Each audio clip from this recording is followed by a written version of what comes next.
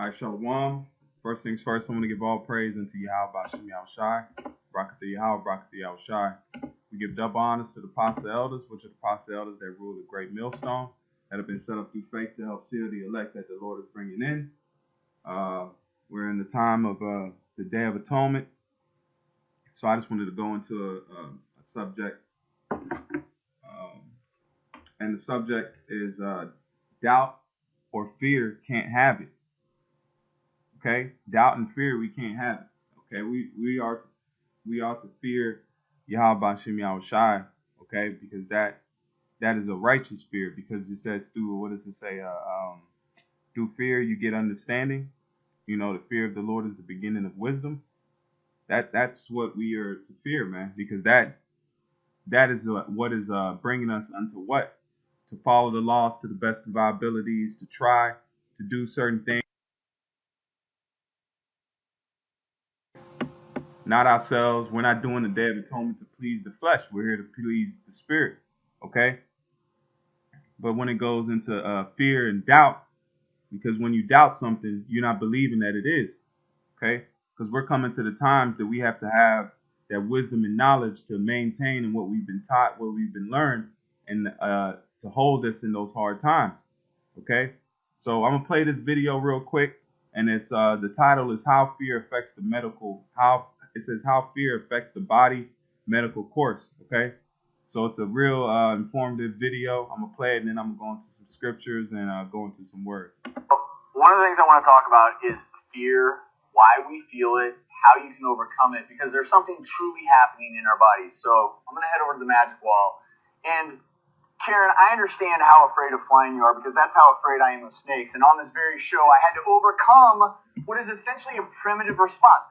We are taught to understand and respond to fear from the time we're infants. We take in external clues. Maybe it's something we see, something we hear. We feel fear in our brains, but we're always talking about the mind-body connection. And I'll tell you right now, when you feel fear, something does happen in your body, because it sends signals down your spine to these little glands that sit on top of your kidneys. These are called your adrenal glands. What do they secrete? Adrenaline. There's a reason for that, because back in the primitive days when a tiger's running after you, you better get that heart beating fast. That's the same feeling I'm sure that you all get when you experience fear. But there is something else going on. With chronic fear, with chronic worry, your brain actually does something else. Your hypothalamus signals your pituitary gland, which then signals your adrenal gland to secrete something else called cortisol. That's why if you have a fear and you never overcome it, and you're constantly worried, constantly fearful of this, cortisol can do a lot of bad things to your body. It can cause high blood pressure, it can cause obesity, lead you to type 2 diabetes. And that's why, Karen, you're here. That's why Jillian has some tricks up her sleeve, because when we have these unrealistic fears, because you're not a failure. All right, that's the main thing I needed out of there. But I looked up the word adrenaline, and the word adrenaline, it says a hormone secreted by the adrenal gland, especially in conditions of stress, increased rates of blood circulation, breathing, and cardio metabolism, and preparing muscles for exhaustion. Okay, so that fear affects the body in many ways, man. Okay, so the one thing the Lord told us is don't let that fear come in, you know, because it damages the body, man. Just like when you smoke cigarettes or different things like that affect the body. Not comparing the two, but I'm just making a tie between stuff that affects the body, you know, the temple. And that fear does a lot to it. And then right here, if you see it's cortisol. And if you read about, I'll play a quick little snippet out of this. Is a steroid-based hormone synthesized from cholesterol and belongs to a group of hormones called glucocorticoids. Cortisol is made in the adrenal cortex of the adrenal gland, which is near the kidney. Cortisol, like all steroid-based hormones, is a powerful chemical. Steroid-based hormones have a common mechanism of action in that they enter cells and modify the gene activity in the DNA. The amount of cortisol in your body is driven by the amount of stress you're experiencing. In addition, caffeine consumption, your eating patterns, how much physical activity you get, and your sleep patterns all affect how much cortisol is released in your system. As a general rule, your highest level of cortisol occurs just after you get up in the morning, and the lowest level is in the evening as you are falling asleep. Cortisol's main function is to save us when we are under stress. Cortisol does this by provoking the cell to manufacture glucose from proteins and fatty acids. This process is known as gluconeogenesis. What cortisol is doing is saving glucose for the brain and forcing the body to use fatty acids from stored fat as energy. Cortisol also forces the breakdowns of stored proteins into amino acids so that the body can use them for making enzymes or repairing cells. Cortisol increases blood pressure, which increases blood flow and distributes the glucose and other nutrients as quickly as possible to the cells. Finally, cortisol reduces the inflammatory response. So it shows that different emotions trigger certain things in our bodies that can affect us in multiple ways and either hurt or help us. All right. So the main thing now, we're in the time of what? Yahweh Shem Yahushai giving us the faith and the spirit to maintain in these days to what?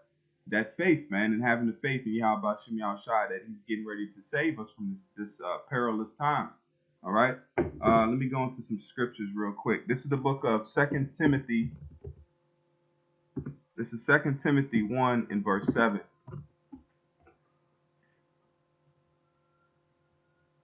2 Timothy 1 and 7, it says, I charge thee therefore before Yahweh and the Lord Yahushai Mashiach, who shall judge the quick and the dead at the appearing and his kingdom. And it says, let me jump down. So like that was 1, let me jump down to 7. It says,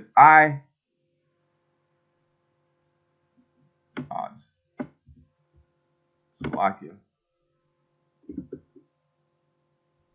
1 and 7.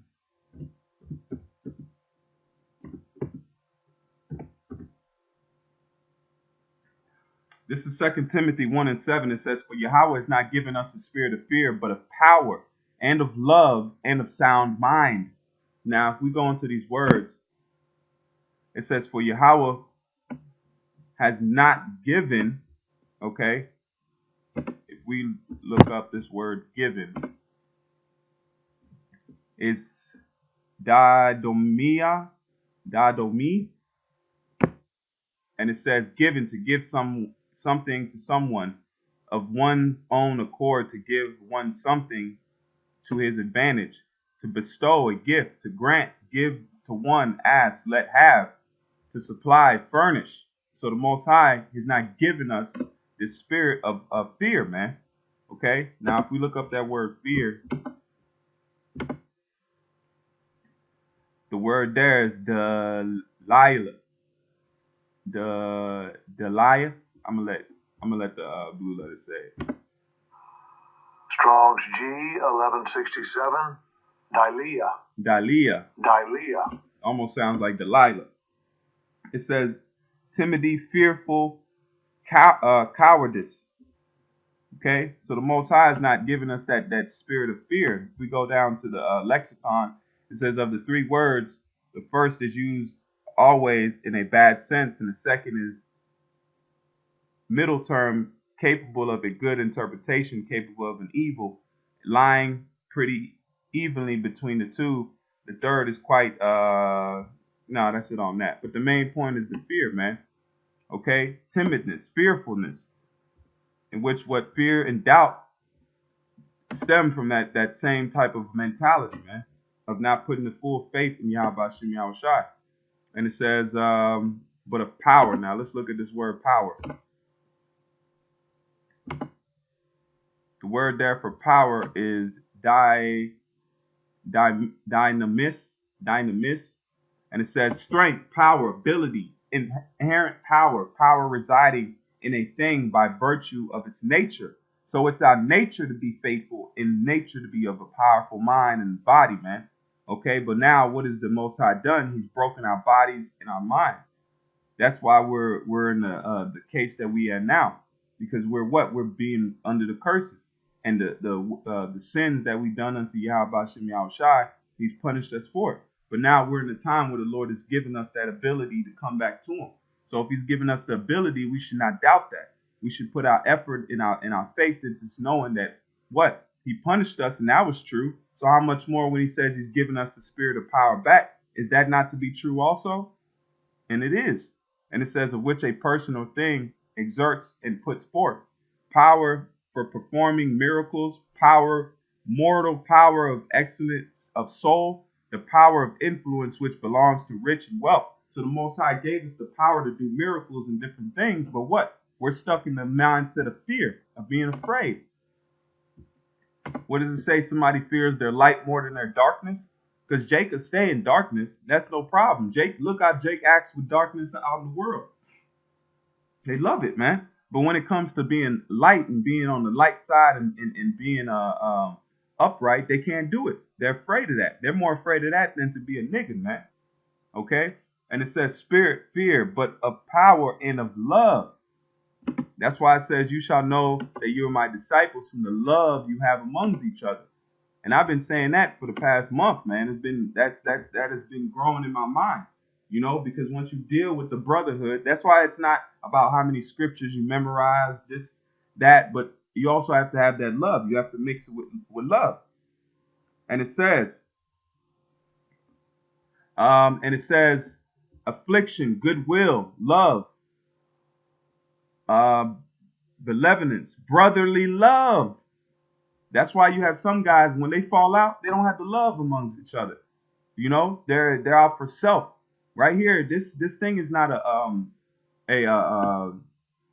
something to be big-headed about. It's a gift from Yahweh Shem Shai that we have what we have today. And it's not to be played with, man. We're supposed to what? Give reverence unto Yahweh Shem Shai and what? Love the brotherhood. You know, feed and edify and do the things that we can and give what I'm trying to say? Give charity. All right. Sometimes you can give a brother something that doesn't involve money, a time and your time and love and exhortation. Sometimes brothers ain't rich. If you don't have no money, how are you supposed to be charitable? You give a brother something that's beyond money. You give him what? A kind word. You uplift him. You know what I'm saying? That's why it says let another man esteem you more than yourself. Because when another man esteems you, then you can lean on that. Not when you esteem yourself. Okay? Let me get these precepts and I'm going to close on out. This is the book of Colossians 3 and 15. This Colossians 3 and 15. It says, let the peace of Yahweh rule in your hearts, your mind, to the which also ye are called in one body, and be ye thankful. Because we're one body here. We're under the body of Yahweh Shem Shai. So what? We should be thankful. And we should let what? Yahweh in peace rule our mind. Because we know the end of Esau. We know the end of this wicked world. We know what's getting ready to come. You know? Let me get this. This is the book of John 14 and 27. This is John 14 and 27. It says, peace I leave with you. My peace I give unto you. Not as the world giveth, give I unto you. Let not your hearts be troubled, neither let it be afraid. Read that again. Peace I leave unto you, my peace I give unto you. Not as the world giveth, give I unto you. Let not your heart be troubled, neither let it be afraid. Okay? So don't be afraid, Akim. Yahweh Shem Shai is working for us, man. He's doing a great work in our days, man. He loves us. He loves his elect, okay? The 144,000 and the 1/3 that shall be saved in these last days, man. So with that, man, hey, Joachim, man, thank you, how about Shem Shai? We've been given the opportunities that we've been given, man. All right, so shalom, keep faith. We're almost home. Shalom.